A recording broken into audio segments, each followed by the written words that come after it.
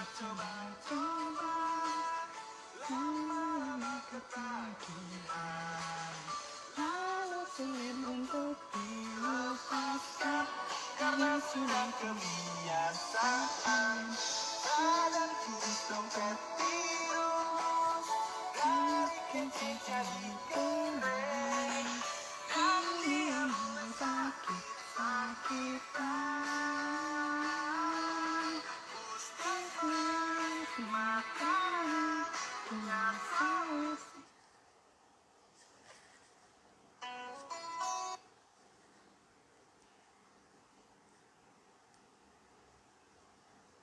Assalamualaikum warahmatullahi wabarakatuh.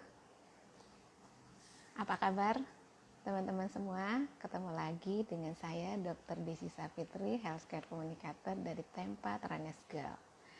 Halo Mbak Vera, apa kabar? Dr. Dharma, Assalamualaikum.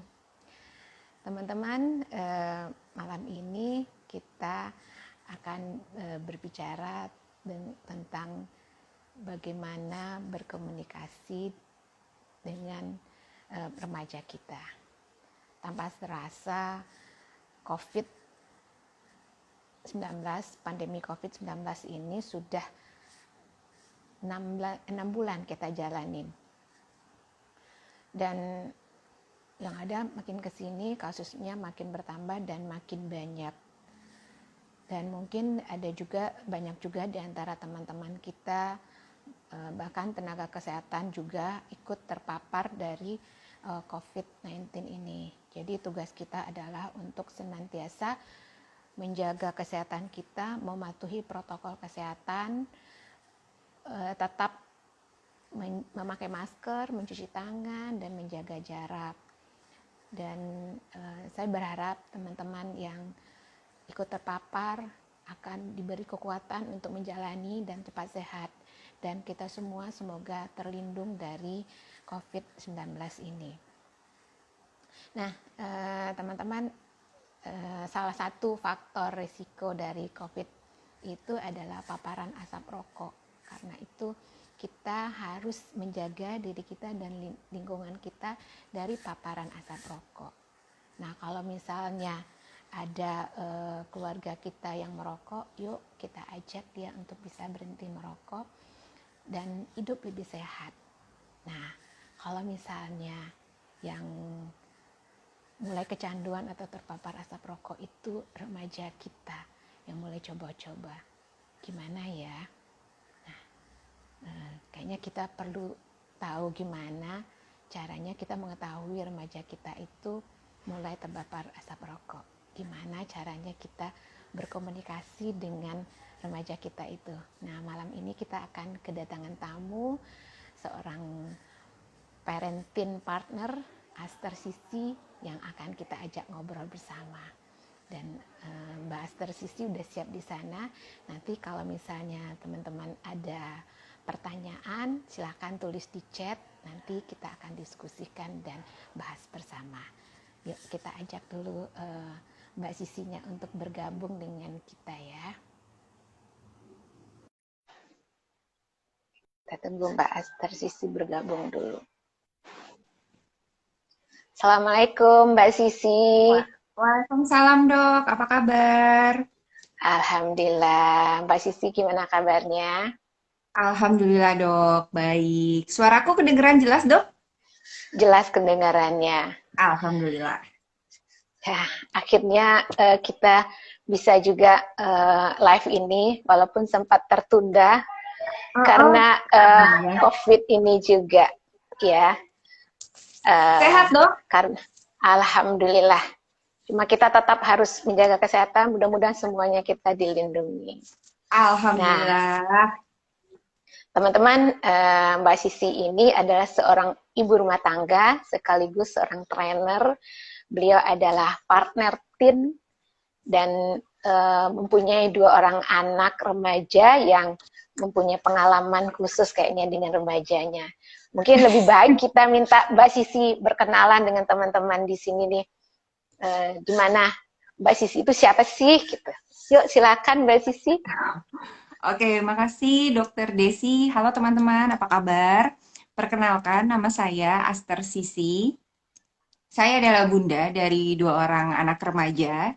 Yang anak saya yang pertama itu kelas 12 atau 3 SMA, dan yang kedua itu kelas 9 atau 3 SMP.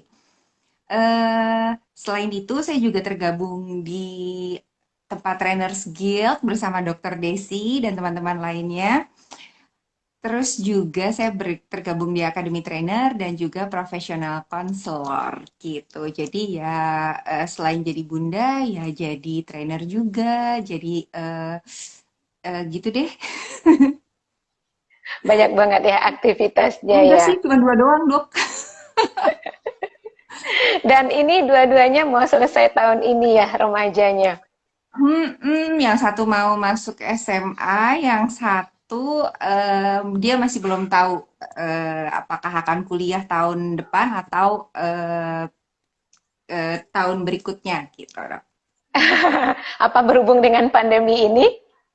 Enggak, Oh enggak ya. enggak. Itu keputusan dia sendiri gitu. Mbak Sisi selama ini gimana ya berkomunikasi dengan para remaja ini? Pasti eh, eh, kita yang para mam yang mempunyai remaja ini kadang mengalami kesulitan ya, gimana caranya dengan para remaja? Menurut Mbak Sisi gimana?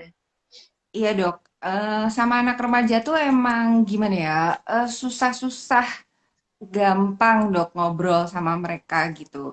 Kayak ngobrol sama mereka tuh kadang-kadang tuh kayak sinyal pas lagi pandemi gini deh dok. Sinyalnya kadang-kadang kenceng, kadang-kadang susah berebet-berebet gitu. Nah jadi mm, seperti itu sih kondisinya. Jadi ya cuman dijaga aja karena kan memang anak remaja itu kalau secara psikologi itu kan artinya mereka lagi masa transisi ya. Ya, Di masa transisi yang ada banyak perubahan kan dok gitu. Pasti dokter ngerti yang namanya anak remaja itu berubah, hormonnya berubah, fisik segala macam. Yang segala perubahan itu, proses perubahan itu yang membuat mereka itu apa ya, ya gitu deh, bikin challenging lah, untuk kebanyakan orang tua, seperti itu, Dok. kita mungkin sapa-sapa dulu teman-teman kita yang udah bergabung di sini. Ada Yes. Mbak Vera. Mbak Vera, apa kabar? Terima kasih udah bergabung. Dokter Dharma, makasih. Nopriandi, eh, Mbak Sofi, apa kabar? Mbak Nita, Oh. Uci. Teman-teman yang punya pertanyaan, silakan ditulis di chat di sini ya. Mbak Nita, Waalaikumsalam Mbak Nita. Ditulis. Jadi kita Waalaikumsalam. ngobrol santai aja. Ini masalah kita keseharian kita. Uh, Kadang saya juga yang masih punya remaja, kadang-kadang bingung tuh Mbak Sisi. Tiba-tiba mau diajak ngobrol dia diam aja. Ketika ditanya jawabnya, kita bingung tuh gimana sih ngadapinnya gitu. Eee, Emang, Dok, aku pernah di kondisi kayak gitu, di mana kelihatannya, fine-fine aja gitu kan. Kelihatannya fine-fine aja, ternyata, tiba-tiba ada aja japrian dari wali kelas, ada aja info dari yang simpel-simpel sampai yang bikin deg-degan banget gitu. Sampai yang kayaknya, aduh, dunia gelap, gelap gulita gitu, sampai kayaknya runtuh gitu. Eh, Sampai sekarang pun kadang mereka juga masih moody gitu, maksudnya masih ya pas ditanya diem aja, seperti itu, gitu dok. Iya, saya juga baru-baru nih kena japrian juga nih. Saya pikir dia ngikutin semua aktivitas, ternyata kok banyak bolongnya gitu kan. Ketika Oh, iya, ditanya iya, iya. alasannya nggak tahu jadwalnya. Oh, Bingung juga iya, sih iya. Mbak, gimana ya gitu kan. Hmm. Yes, benar banget dok. Dulu tuh aku juga kayak gitu dok ya. Aku beberapa kali kok bingung ya. kok aku kalau nanya tuh kayak mati gaya gitu. Habis nanya ini, terus kelar. Terus dapat dapat dapat ilmu. Kalau nanya tuh jangan close ended, tapi open ended. Ah, Maksudnya open question, jangan close question. Jadi jangan jangan jawaban yang ya tidak, jangan jangan memberi jawaban yang memancing dia menjawabnya jadi singkat-singkat ya tidak atau kayak pilihan ganda gitu loh dok. Iya, iya, iya, Terus, iya, iya. oke, aku lakuin tuh open question, tapi kok nggak ngaruh ya? Masih aja yang cuman nggak tahu gitu. Sering banget kan ya anak-anak remaja tuh kalau ditanya nggak tahu, eh, ih, kan kesel ya dijawab nggak tahu. Ya elah gitu.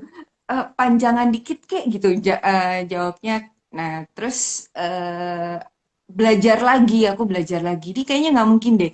Eh, udah open question kok masih aja jawabannya singkat, masih aja belum belum terkoneksi. Apalagi ya gitu. Sampai akhirnya aku nemuin satu pola baru, sebenarnya ini mungkin ilmu yang sudah lama kita tahu, cuman jarang aja kita kita kita terapin gitu. Eh, aku mulai nerapin yang namanya powerful question gitu ke anak-anak begitu. Jadi supaya mereka bergerak, supaya mereka nggak eh, em, supaya otak berpikirnya itu tergerak gitu loh dok. Kan otak itu kan ada otak critical thinking kayak gitu-gitunya itu mulai aktif kayak gitu sih dok. Ih, Seperti keren itu dok. banget Mbak Sisi. Adanya powerful question ya. Iya Gimana dok. kita bertanya ya? Gimana sih Heeh. bocorannya gitu? Ilmunya gimana Mbak Sisi? Powerful question, bocorannya. Powerful question itu bocorannya adalah gimana caranya kita kalau bertanya itu nggak memancing mereka untuk membuat excuse. Seringkali kita kalau kalau nanya tuh akhirnya ujung-ujungnya excuse gitu ya. Contoh nih dok, kalau misalnya anak remaja nih ya, kenapa sih kamu bangunnya siang? Kenapa sih kamu eh kamarnya berantakan gitu. Kenapa sih kamu kok belajarnya kok nggak kelihatan belajar di rumah main HP aja atau main laptop aja gitu. Pokoknya kenapa apa kapan sih kamu mau berubah? Pokoknya segala pertanyaan yang kita ajukan, tapi yang masuk ke mereka itu bukan pertanyaan, Dok, jadinya omelan. Tapi kita Jadi, cenderungnya gitu kan ya. ah, iya nggak sih dok? Aku sendiri tuh kadang-kadang tuh kalau lupa gitu ya, kepancing tuh. Kenapa sih gitu? Kenapa sih udah jam segini kamu belum bangun-bangun juga gitu? Ini kan udah siang. Kenapa sih tidur malam gitu? Makanya kalau tidur jangan malam-malam biar bangunnya tuh bisa cepet pagi gitu. Us Kayaknya pokoknya kita yang tanpa kayak sadar ya ngomong kayak gitu ya. itu gitu. Terus kan kayak gitu pertanyaan itu kan sebenarnya kan kalau dari apa ya bahasa gitu tata bahasa itu kan sebenarnya pertanyaan ya. Tapi kita tuh bahkan kita nggak nunggu jawabannya kadang-kadang gitu. Tapi kita nanya serentetan gitu. Akhirnya yang mereka terima, yang masuk, yang mereka tangkap itu adalah oke nyokap gue atau orang tua gue lagi ngomel ya udahlah biarin aja. Ternyata mereka diem pun kita kesel. Itu yang pertama tuh kita udah kesel tuh. Mereka diem, kita kesel. Iya nggak sih dok? Ditanya Iya, iya, diem benar aja. banget. Terus mereka jawab nih. Kita kesel juga. Kamu tuh udah tahu salah, jawab lagi. Akhirnya mereka, terus gue mesti gimana sih gitu. Jawab salah, Benar-benar banget nih. diem salah gitu. Ya itu eh, akhirnya mereka ujung-ujungnya ya udahlah jawab tapi cari aman nggak tahu Iya, itu benar. itu sih kita kesal juga sih dok kok nggak tahu gitu kamu kan udah gede akhirnya nggak kelar-kelar itu. Akhirnya ya ya itu yang masuk ke mereka tuh adalah omelan omelan omelan kenapa kita dibilang cerewet kenapa dibilang aduh bunda tuh taunya cuma marah doang menyalahin gitu dok. Ini benar banget nih. Saya juga sebagai orang tua merasa ditampol juga nih sama Mbak Sisi ini. Itu Yang yang ada aku kita rasain bingung, nih maunya gimana ya gitu. Betul dok. Jadi harusnya kita gimana Mbak Sisi bersikapnya? Oke. Harusnya adalah kita mulai gini. Kan kita mau anak berubah ya dok ya. Kalau Mm-mm, kita mm-mm, mau anak berubah, artinya mm, dokter eh, mungkin dokter pernah mendengar kalau anak itu seperti cermin buat kita gitu. mm-mm, Anak mm-mm, itu ada sebuah quotes yang ngomong itu yang bilang seorang bijak pernah bilang gini, anak itu bisa jadi dia nggak terlalu mendengar, nggak gitu mm-mm, mendengar, tapi dia bisa eh, mengcopy, meniru. Dia tuh mungkin mm-mm. nggak jago, nggak ahli dalam mendengar, tapi mereka sangat ahli dalam meniru, Mereka sangat tidak ahli. mendengar tapi meniru, gitu ya? Mereka Mm-mm, quotes itu dalam bahasa Inggris gitu dok. Jadi mm-mm, mm-mm, mereka anak-anak itu bisa jadi mereka nggak kayak nggak dengar gitu, tapi mereka mm-mm, jago mm-mm, banget. Seberapa besar kita lihat deh dari hal-hal yang biasa aja. mm-mm, Hmm, eh, Kayak ini yang positif dulu ya dok. Waktu mm-mm, anak-anak itu masih kecil, aku kan karena aku dulu ingat kalau aku tuh nggak, aku kecil itu tidak terlalu suka baca gitu. Eh, mm-mm, dan aku ingin anak-anak itu suka baca.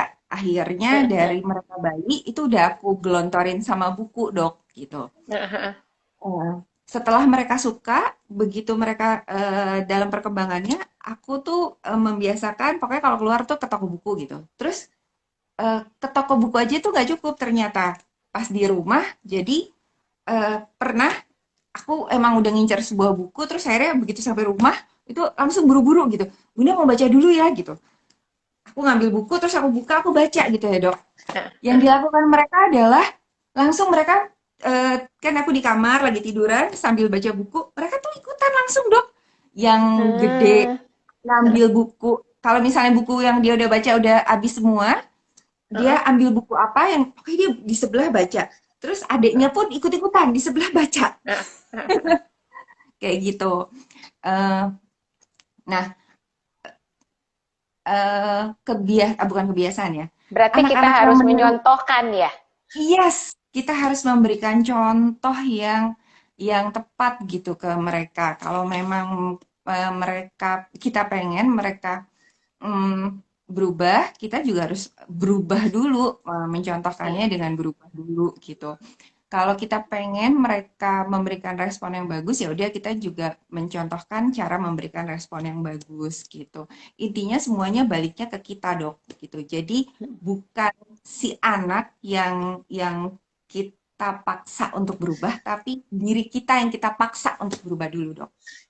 Yes, yes. Gitu. Berarti yang bermasalah sebenarnya kita ya. Yes, begon. Aduh.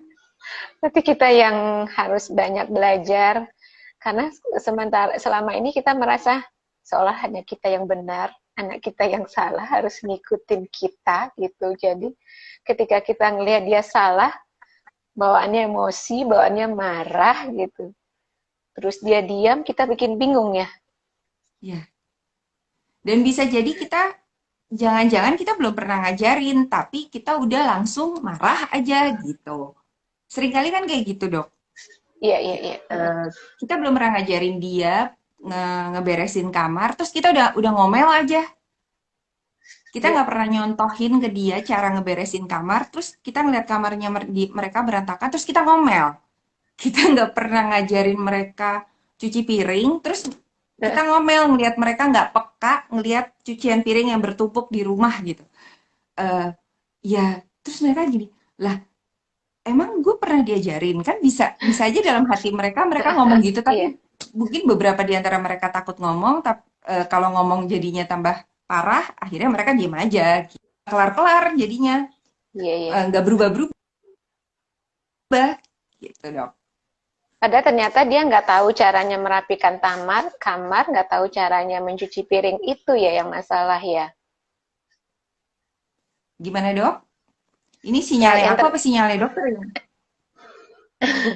ternyata eh, anak kita belum tahu caranya mencuci piring itu atau caranya merapikan kamar. Jadi ketika kita marah, dia malah makin bingung ya. Yes, Iya. bisa jadi seperti itu, Dok. Gitu. Jadi kan faktornya sebenarnya banyak ya.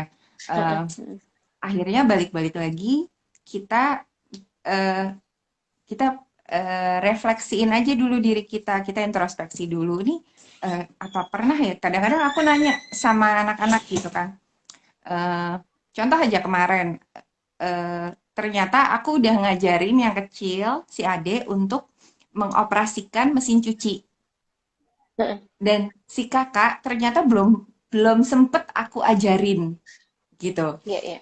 Akhirnya kemarin aku tanya sambil dia jemur, aku nanya, Naila, kamu bisa mengoperasikan mesin cuci nggak? Enggak. Oh, oke, kalau gitu yuk sekarang yuk, mumpung nih Bunda nih mau nyuci nih. Ya udah aku ajarin step-stepnya, ini gini gini gini ya. Oh, gitu doang Bun. Hah, gitu doang, gampang kan? Kayak gitu sih, Dok. Walaupun gampang, cuma kalau mereka belum pernah nyoba, bisa aja mereka juga nggak tahu kan caranya ya. Betul sekali. Terus nanti kalau mereka coba-coba, kita nggak ajarin, mereka coba terus rusak. Kan kita marahin juga ujung-ujungnya. Kamu Ngomel gimana lagi. sih? Pakai mesin cuci aja nggak bisa. Itu kan gampang ya. Gampang gitu nggak bisa. Rusak lagi gitu. Kamu tuh nggak, harganya mahal. Oh, udah deh. Panjang Iya, jadinya, Dok. iya, iya benar. Ternyata kita yang belum ngajarin, terus tiba-tiba minta dia bagus, minta tiba-tiba dia bisa. Kalau Yes. nggak bisa, diomelin. Ini Diomelin kayaknya sering dulu. banget ya. Kita sebagai guru Heeh. tanpa sadar nih sering banget nih ngerjain seperti ini. Yes. Kayak gitu. Sama, Dok. I feel you. Aku pernah di posisi itu. Jadi harusnya sebagai ibu gitu, gimana sih yang benarnya kita dampingin anak biar komunikasi kita itu dengan anak itu bagus, Mbak Sisi? Oke, biar komunikasi kita dengan anak itu bagus adalah, kita yang perlu kita lakuin itu adalah menyamakan frekuensi, Dok, menyamakan sudut pandang. Seringkali kita itu, eee, memaksakan sudut pandang kita, gitu. Biar biar biar kita sama nih sudut pandangnya. Contoh aja tentang rokok aja, Dok, ya. Ini kan kita karena, bahasannya sebenarnya tentang rokok gitu. Misalnya ada di antara bunda-bunda yang anaknya ngerokok, anaknya ngerokok. Eh, Pernahkah ditanya ke mereka, misalnya, apa sih yang membuat mereka tuh merokok kayak gitu? Ya. Jadi kita gali dulu, pernahkah kita bertanya kayak gitu? Jangan-jangan kita nggak pernah bertanya, tapi kita udah tahu, nah, yang namanya rokok itu dampaknya jelek buat mereka. Terus jadi kayak kita nyari kambing hitam atau nyari seseorang atau sesuatu atau siapapun lah yang bisa kita salahin terhadap perilakunya anak kita. Ngomong-ngomong soal sudut pandang, aku suka pakai apa, perumpamaan kayak gini, Dok. Eh, ini nih, Dok. Ini angka berapa nih, Dok? Angka 9. Oke, angka 9. Kalau misalnya dokter sama, ini contohnya, ini aku anaknya dokter, terus lagi ngobrol nih sama dokter gitu. Eh, Menurut dokter, dari sudut pandangnya dokter, ini kan angka 9 ya, Dok ya? Dari sudut pandang aku nih angka 6, Dok.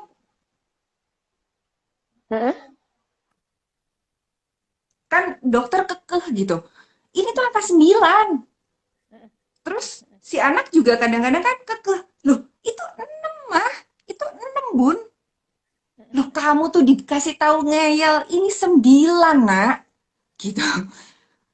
Ini 6 Bun. Terus siapa yang salah? Sebenarnya dua-duanya nggak ada yang salah, dua-duanya benar.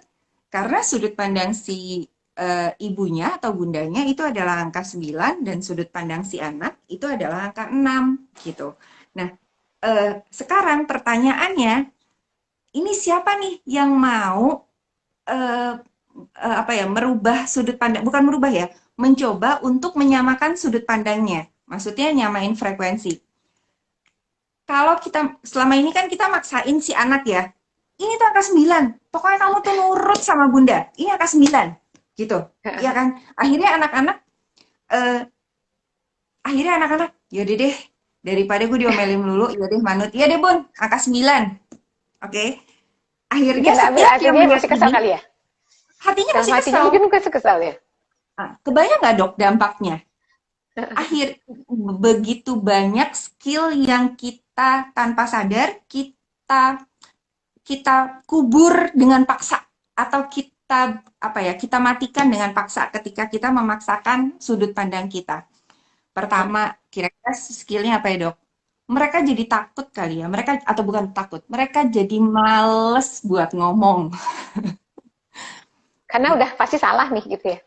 Pasti salah. Ini bunda gue nanya beneran nanya atau nanya buat ngetes atau nanya buat apa ya?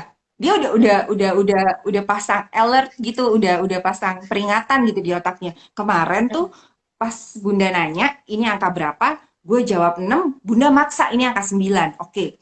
Nih kalau bunda besok-besok ya ketika bundanya nanya, akhirnya dia bingung kan. Ini aduh, ini kayaknya pertanyaannya jebakan nih, banyak jebakan Batman gitu, Dok. Gitu. Anak jadi malas ngomong. Bisa jadi kalau ini terus berulang, anak jadi eh, takut untuk menyuarakan apa yang ada di pikirannya, apa yang ada di hatinya, apa yang dia rasain. Akhirnya kita nggak tahu ini anak nih sebenarnya lagi kenapa ya, lagi merasakan apa ya. Hanya karena kita memaksakan sudut pandang itu.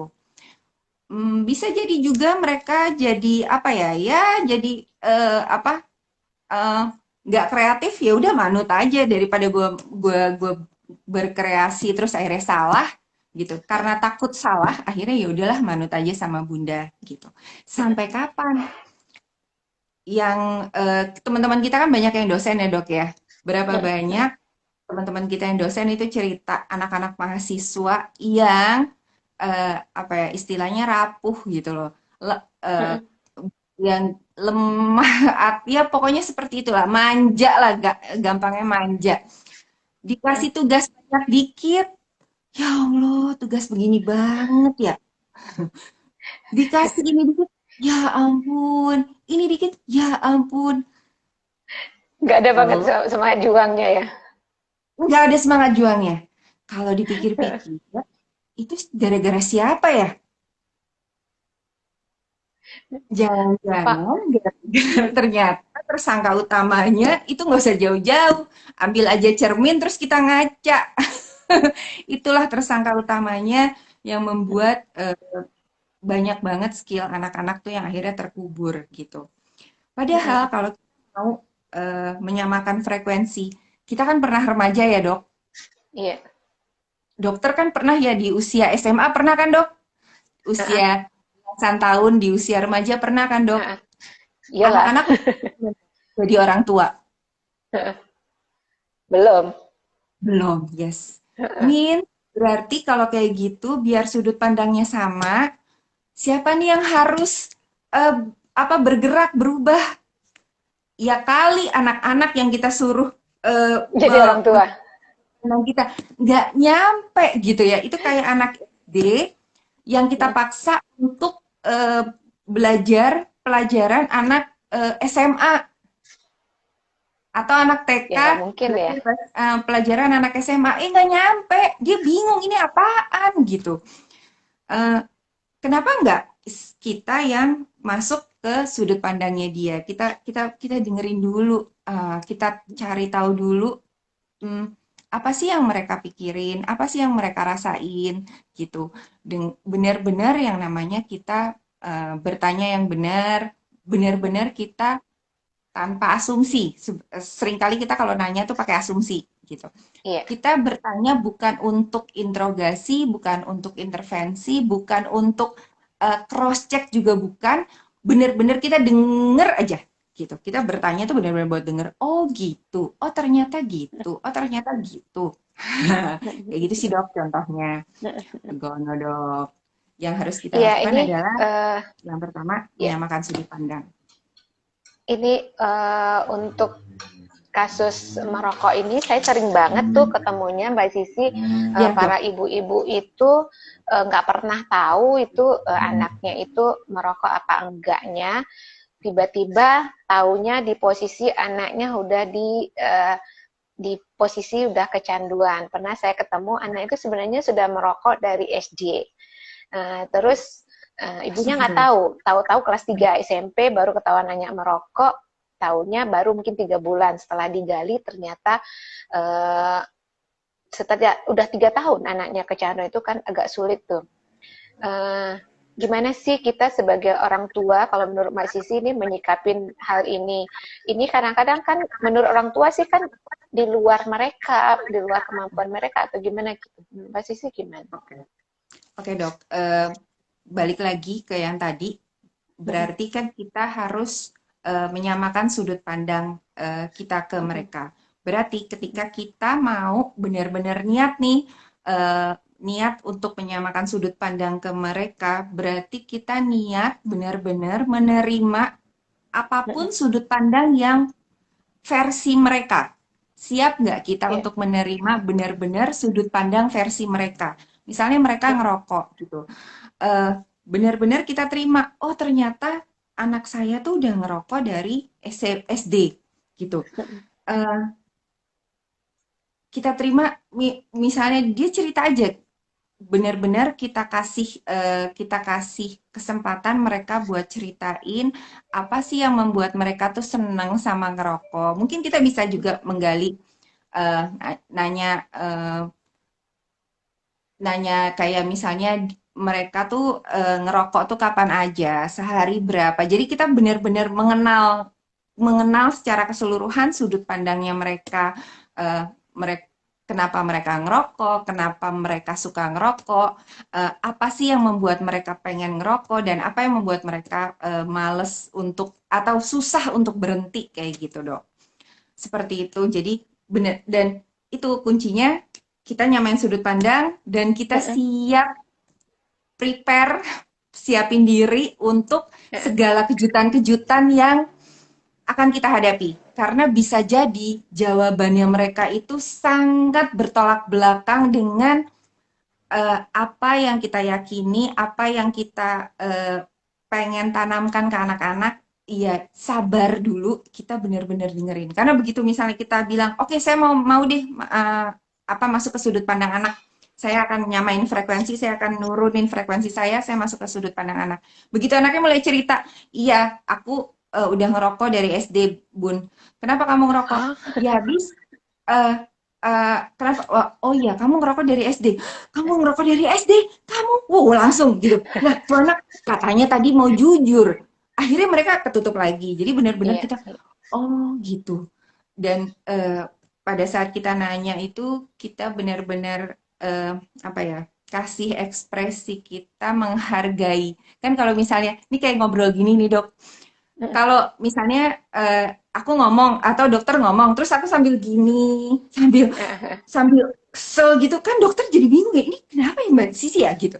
Jadi kita benar-benar kalau nanya membuat orang karena ini kita mau menggali, kita buat orang yang di depan kita itu kita kayak bercermin. Misalnya mereka sedih ya kita pasang muka sedih. Misalnya mereka seneng kita pasang muka seneng. Misalnya mereka shock, kaget, kita juga pasangnya sama. Jangan bertolak belakang kan kita lagi nyamain frekuensi. Gitu sih dok. Berarti harus Sebelum masuk nerima ke dulu topik. ya. Kita harus Yes. nerima dulu. Cuma kadang-kadang mungkin ini yang berat ya bagi seorang ibu kalau kasusnya kalau kasusnya Banget merokok dok. ini beratnya itu kali ya. Banget dok. Berat banget. Ngerokok atau hal-hal pokoknya yang namanya perbuatan yang tidak baik itu kan pasti berat buat kita terima gitu. Cuman kalau kita nggak terima itu nggak akan kelar-kelar. Iya Sampai sih. kalau kata Rangga kata cinta ribuan purnama juga nggak akan kelar-kelar dok. Ya gitu malah tambah parah gitu. Malah tambah parah gitu dok. Jadi ya Tapi udah mungkin kita sambil. kembali lagi dengan yang tadi menurut Mbak Sisi kita contoh kita mengajari bisa jadi mungkin selama ini kita belum mengajari kalau merokok itu nggak benar ya. Bisa jadi, Heeh. bisa jadi. Jadi dia emang belum tahu benar salahnya. Ini yang betul gimana. Nah, berarti kembali lagi kita lagi yang ditampol, kita lagi yang bermasalah di sini ya. Yes. Kalau kata mentor aku, seorang psikolog dari Surabaya, Dok, beliau bilang gini, anak tuh nggak ada yang salah sih. Kalau anak salah, ya udah salahin orang tuanya. Karena sebenarnya ya seperti yang kita ketahui kan di dalam Islam juga udah jelas kalau anak itu kan seperti kertas putih gitu, Dok. Iya, Apa iya. yang akan tertulis di situ bagus atau enggak ya tergantung orang tuanya gitu. Jadi kalau anak kamu berbuat salah, kamu ngaca gituin aku. Kamu Berarti ngaca kita harus apa sering-sering ngaca ya. kamu ngaca apa aja yang udah kamu contohin sehingga mereka seperti itu. Apa aja yang belum kamu ajarin sehingga mereka seperti itu. Pokoknya akhirnya ya itulah. Oke dong. Oke Pak, aku langsung gitu. Bisa ya. Ah, Gitu. teman-teman seru banget nih diskusi dengan Mbak Sisi. Kalau ada yang mau bertanya, silakan ditulis di chat ya.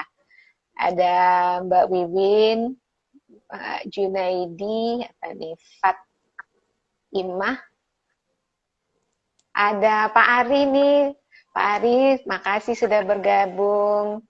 Ada Khalila, Mas Ajeng Pa, ada Mas Panji, Mas Adib, Farid. Yuk, yang punya pertanyaan silakan. Oh Mbak Sisinya hilang ya? Oh enggak ya? Oh, sayanya yang ini. Lagi baca.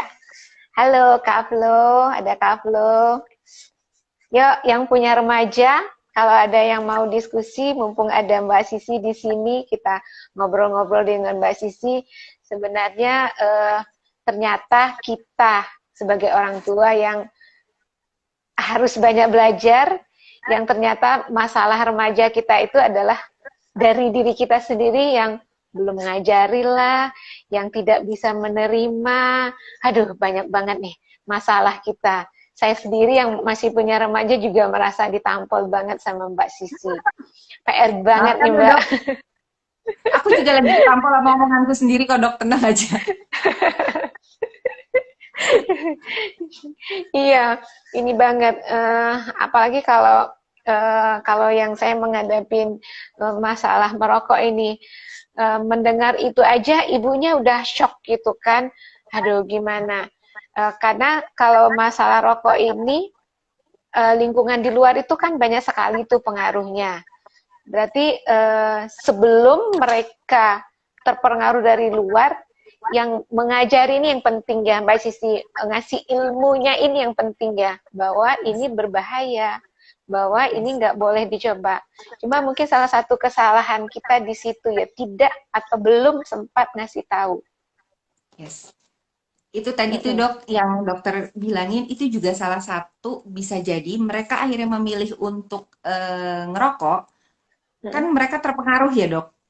Iya. Jangan-jangan itu, ya itu lagi-lagi gara-gara kita, saat kita memaksakan sudut pandang tadi nih Dok, angka 9 dan 6. Kita maksain kan sudut pandang kita, sehingga mereka nggak punya kesempatan untuk membuat keputusan. Mereka nggak kita latih untuk memilih, nggak kita latih ini jelek, ini ada pilihan nih, kamu akan pilih yang mana? Nggak kita latih untuk mereka berpikir pilihan ini tuh apa sih bagusnya buat kamu, jeleknya, dampak buruknya apa, pilihan yang ini bagusnya apa, dampak buruknya apa.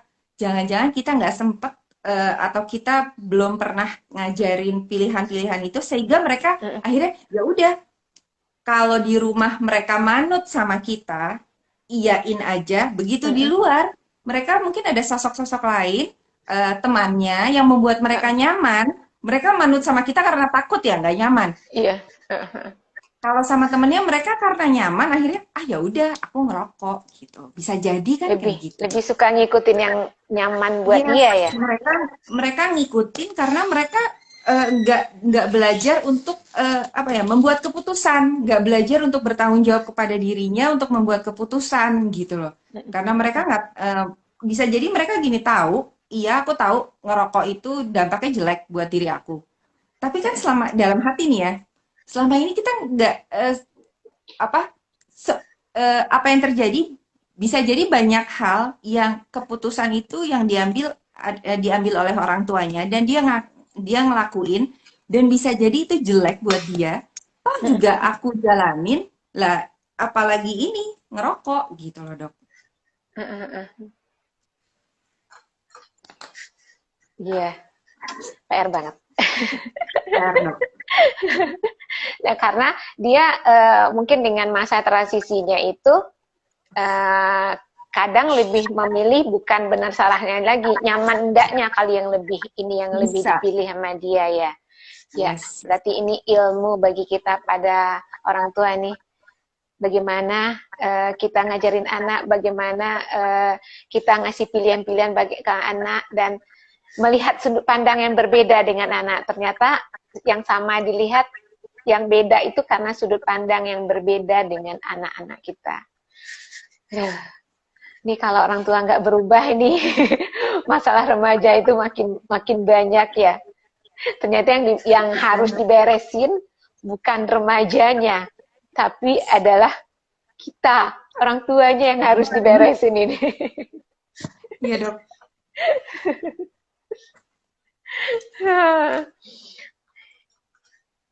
Ini teman-teman ada yang mau tanya? Yuk silakan. Kak Flo, aman dengan anaknya? Aman ya? Udah Nah, CS. di sini Udah CS Kak Flo. ya ini sorry. Kita harus terus belajar, nambah ilmu kita, walaupun sudah udah pengalaman dari anak, ternyata untuk menjadi orang tua itu kita harus banyak belajar lagi, harus banyak tahu lagi cara-cara dan trik-triknya. Aman kata Pak Lo, Kak Flo. Nah, buat yang mau belajar lebih lanjut, gimana sih sebenarnya skill apa sih yang harus kita punya nih untuk bisa menghadapi anak remaja ini nih. Mbak Sisi juga punya trainingnya nih ya, boleh bergabung di trainingnya nanti, di mana kita ada timnya akan seminggu ya Mbak Sisi ya, kita punya jadwal training ya, berbagai macam training. Jadi full selama seminggu ada 6 materi yang akan dibawakan. Salah satunya nanti Mbak Sisi akan membawakan tentang bagaimana sih powerful question itu, bagaimana sih kita menghadapi remaja kita itu. Nanti Mbak Sisi akan di tanggal 18 hari Jumat, tanggal 18 malam, jam segini juga ya. Harapannya sih jam segini mungkin untuk urusan anak udah selesai. Jadi lebih terus tenang. besoknya kan libur. Iya, besoknya libur. Libur gitu. Jadi orang tuanya nggak pusing lah paling enggak gitu. Ya. Nah, untuk bagaimana ibu-ibu bisa menciptakan keluarganya itu bebas asap rokok, nanti saya juga akan mengisi dengan bagaimana sih kita ngajak keluarga kita berhenti merokok. Nah, mudah-mudahan kita tuh bisa ngasih apa ya, sedikit gimana kita ngajak orang untuk bisa berbagi sedikit ilmu yang kita ini, mudah-mudahan bermanfaat bagi banyak orang. Yang kecil kali ya, tapi mudah-mudahan banyak. Aduh, ya. penting banget itu. Sebenarnya kalau udah ada orang ngerokok deket-deket aku. Cuma butuh kepedulian kita. Kadang kita kan suka nggak peduli. Kalau semuanya kita sudah peduli, melihat orang merokok, mungkin ada kesadaran untuk menegur. Kalau udah semuanya bergerak gitu, mungkin lebih enak. Tapi kebanyakan kan masih masih banyak yang nganggap rokok itu biasa aja. Nih kayak tadi nih Mbak Sisi, saya Gimana, Dok? belanja di suatu warung makanan. Di situ ada bapak-bapak 3 lagi makan, tiga-tiganya merokok. Di sampingnya itu ada anak umur kira-kira 5 tahun lagi main HP, main game kali. Aduh, dalam hati ya. Ini anak pasti udah ikut ngisap asap rokok ini nih. Nanti apa? Dia kecenderungan untuk jadi perokoknya lebih besar karena dia udah ikut ngisap nikotinnya. Tapi kalau misalnya saat itu saya menegur, yang ada mungkin saya ditampar kali sama bapak-bapak di situ gitu. Tapi kalau kita udah mulai peduli, udah makin banyak orang peduli, dan mudah-mudahan sih kita harapannya sih anak remaja kita ini bisa kita lindungi dari bahaya Amin. merokok ini. Karena Amin. kasusnya Amin. makin lama makin terus meningkat gitu Mbak Ya. Sisi. Dan bisa jadi ketika rokoknya udah apa ya, sudah tidak menyenangkan buat mereka, akhirnya meningkat meningkat meningkat. Aduh, nauzubillah min zalik. Ngeri karena masa SMA aku tuh lingkungannya tuh banyak banget yang kayak begitu, Dok. Dan itu jangan salah, Dok. Banyak banget anak SMA. Wah, saya kasih bocoran aja ya. Ini sih ini kalau ada teman-teman SMA saya yang nonton, ini pasti pada ketawa-ketawa gitu. Bahkan mereka tuh ngerokoknya di sekolah, Dok. Oh gitu di sekolah? Jangan salah, Dok. Banyak banget spot-spot yang bisa dipakai buat anak-anak itu. Kalau kalau kata anakku gitu, eh misalnya lagi ngobrol kayak gitu sama temennya dia gini, udah lo kalau ngomong sama nyokap gue mah ngomong aja, percuma lo bohong-bohong lo tutup-tutupin. Nyokap gue kan juga pernah SMA, dia tahu tuh badung-badungnya kita anak SMA. Banyak banget dan mungkin ya ketika mereka ketahuan ya udah anak-anak yang kayak begitu tuh begitu ketahuan tuh jadi bercandaan, Dok. Serius. Berarti ini kembali ke ilmunya Mbak Sisina tadi tuh, kita yang masuk ke level mereka ya, kita yang Yes. sudah pernah pengalaman jadi anak SMP, anak SMA, kita pernah lah seperti itu. Ini ilmu yang keren banget nih. Kita selama ini memaksakan anak kita harus seperti kita. Kita lupa mereka bukan orang tua, mereka masih remaja. Benar banget Mbak Sisi. Amin, Dok. Jadi Makasih, Dok. kalau seperti Mbak Sisi kembali tahu kok masa remaja tahu. Jadi mereka merasa nyaman ya untuk menceritakan mungkin kegalauannya atau apa yang Ya. dirasakan. Gitu. Paling enggak ketika kita masuk ke sudut pandangnya mereka, kita akan mencoba menghargai apa yang mereka rasakan, apa yang mereka pikirkan. Jadi ketika misalnya mereka bilang, oh iya aku ngerokok soalnya ya teman-temanku semuanya ngerokok, Bun. Kalau aku nggak ngerokok, aku nggak akan ditemenin, aku nggak akan punya temen, gitu. Kan eh, sedangkan buat anak remaja, teman itu sangat penting buat mereka, gitu. Iya. Jadi berarti yang jangan-jangan yang harus kita benerin bukan ngerokoknya, tapi bagaimana mereka punya apa ya, punya kepercayaan diri, punya ketangguhan bahwa aku aku melakukan ini karena apa saat dia melakukan sesuatu mereka akan bertanggung jawab gitu loh, Dok, terhadap keputusan itu. Misalnya, toh mereka milih, aku milih ngerokok dan aku tahu akibatnya dan aku akan bertanggung jawab. Bukan karena ikut-ikutan, bukan karena teman-temanku ngerokok gitu, kayak gitu. Eh, Ketika kita masuk sudut pandang mereka, kalau misalnya mereka cerita aja, soalnya teman-teman aku ngerokok, Bun. Iya, akhirnya aku ikut-ikutan lah. Kalau nggak aku nggak punya teman. Terus kita gini, ya udah mendingan kamu nggak usah punya teman daripada kamu ngerokok. Kelar udah. Yang ada itu masih ngerokok temennya. Kebayang nggak kalau besok dia ketemu lagi dalam sebuah lingkungan yang lingkungan itu nauzubillah min zalik yang lebih tinggi daripada rokok, Iya, iya. yang zat adiktif lainnya gitu kan, itu nauzubillah min zalik ya, Dok. Dan akhirnya mereka ngelihat teman-teman gue seperti ini. Means berarti yang harus kita perbaiki, yang kita benahi adalah bagaimana mereka bertanggung jawab, bagaimana mereka membuat keputusan, bagaimana mereka memilih membuat Iya, iya. keputusan, mengaktifkan critical thinking mereka gitu. Itu bisa kita dapat kalau kita masuk ke sudut pandang mereka dan kita benar-benar nyiapin diri untuk mendengar semua kejutan-kejutan itu. Karena apa yang keluar dari mulut mereka itu, apa yang mereka pikirkan dan rasakan itu unpredictable, tidak bisa kita duga. Karena hati itu kan yang tahu kan cuma Allah ya dok, Heeh, gitu. Jadi heeh, benar-benar kita dengerin aja. heeh, Aku heeh. sendiri kalau udah dengerin tuh udah itu tuh dalam hati tuh ya Allah astagfirullah astagfirullah gitu kan.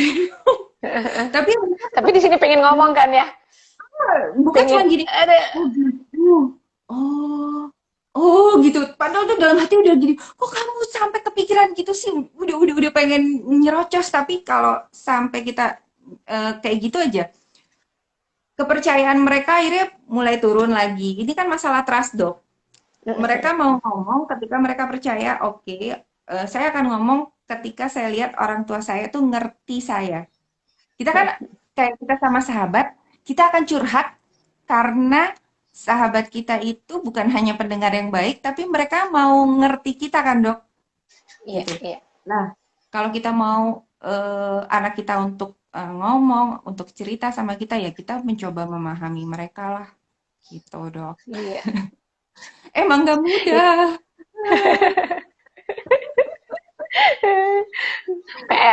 PR buat kita. Eh, kita merasa anak kita harus begini, ternyata kita belum memberitahukan, belum mengajarinya.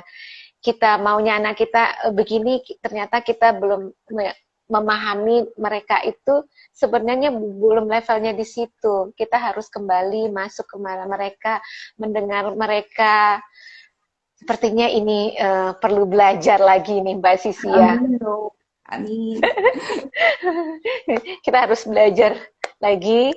Uh, Teman-teman mudah-mudahan punya kelapangan waktu dan kesempatan juga nanti untuk bisa ikut dengan serial training kita ya selama minggu Dari Selasa sampai Sabtu. pekan kedua masuk pekan Iya. ketiga ya. Pekan Mulai ketiga tanggal 15 September 14 atau 15 sampai dengan dari Selasa sampai 18. Sabtu itu tanggal berapa tuh? Iya. Ya, Selasa sampai Sabtu banyak sekali ilmu yang bisa kita dapatkan di sana yang sangat berguna bagi kita dan ada skill set yang akan kita dapatkan untuk kita terapkan. Karena memang ternyata kita sebagai orang tua, sebagai ibu rumah tangga atau sebagai apa ya? Mungkin remaja pun bisa sih ya, banyak ilmu-ilmu yang harus kita pelajarin yang mungkin itu tidak akan kita dapatkan di sekolah mungkin ya. Jadi memang kita harus belajar mencarinya. Mudah-mudahan nanti teman-teman di sini bisa aku bergabung dengan kita nantinya. Mbak Sisi nanti di tanggal 18 Jumat malam. Saya nanti di tanggal 19 Sabtu malam minggu. Malam minggu karena kita kan sekarang ini ya masih harus stay at home, jadi kita manfaatkan lah. Jadi walaupun kita harus terkukung di rumah, tapi ternyata dibuka kesempatan untuk bisa belajar lebih luas, lebih banyak lagi, tergantung kita memanfaatkannya. Mudah-mudahan kita diberi kesehatan ya dalam masa COVID ini, kita dilindungi, kita semua tetap menjaga protokol kesehatan, dan teman-teman yang dikasih cobaan untuk kena terpapar dari COVID ini segera diberi kesembuhan sama Allah Subhanahu Wa Taala. Mbak Sisi, waktunya dengan ini ilmu yang Mbak Sisi berikan sangat berharga, sangat berguna sekali buat kita. Dan tanpa terasa nih waktu kita sudah di penghujungnya.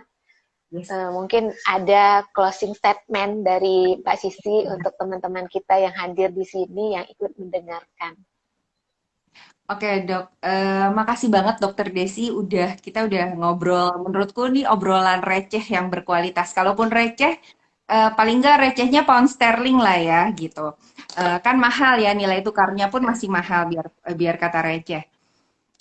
Ayah bunda, buat yang punya anak remaja, semoga hubungannya semakin baik aja. Karena masa remaja itu tanpa terasa sangat singkat.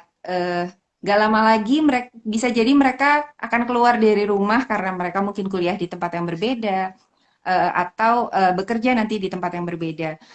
Eh, Jangan sampai alasan mereka untuk kuliah di tempat yang berbeda dengan kita itu karena pengen jauh dari kita, Aduh, pengen nauzubillah min dzalik. sejauh-jauhnya dari kita. Nauzubillah min dzalik. Jangan sampai. Eh, Semoga alasan mereka untuk dimanapun mereka belajar dan menuntut ilmu, memperjuangkan mimpi-mimpi mereka karena mereka punya alasan yang kuat, ingin membuat bangga dirinya, ingin membuat bangga orang tuanya. Dan itu semua dimulai dari mana? Dimulai dari komunikasi. Komunikasi yang seperti apa? Salah satunya dengan kita mencoba bertanya dengan pertanyaan yang powerful, nggak cuma nanya. Powerful question to create teens action. Itu aja.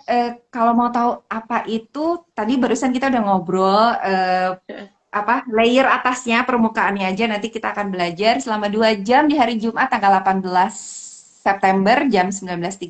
Gimana cara daftarnya? Bisa klik di IG-nya Dokter Desi atau IG-nya aku, di bio-nya tuh, di bio-nya ada linknya. Begitu. Iya, Dan kalau kelasnya Dokter Desi itu di hari Sabtu. Sabtu. Nah, buat bunda-bunda atau yang keluarganya atau orang-orang tersayangnya mungkin pecandu rokok, mungkin bisa buruan deh daftar. Dan ini mentor saya sudah datang karena saya harus mentoring dan Dokter Desi juga harus mentoring. Saya kembalikan ke Dokter Desi. Ya, terima kasih banyak Mbak Sisi. Aduh, Sama-sama Mama dok. kita udah manggil kita untuk kembali belajar Maaf. nih Mbak Sisi ya. Kode Jadi kode kita dari kaca. ya, kita dipanggil sama Mama Ikaca untuk belajar, mempersiapkan diri agar bisa memberikan yang terbaik buat teman-teman semua. Terima kasih buat teman-teman yang sudah hadir dan bergabung di sini. Mudah-mudahan diskusi receh yang sangat bermanfaat ini berguna buat kita untuk Amin. masa depan kita dan anak kita. Amin ya Mbak Allah. Cici, terima kasih banyak. Makasih Mbak ya Ikaca, dokter. nanti kita akan segera belajar lagi. Terima kasih. Assalamualaikum warahmatullahi wabarakatuh. Waalaikumsalam warahmatullahi wabarakatuh. Dah Dokter Desi. Dadah.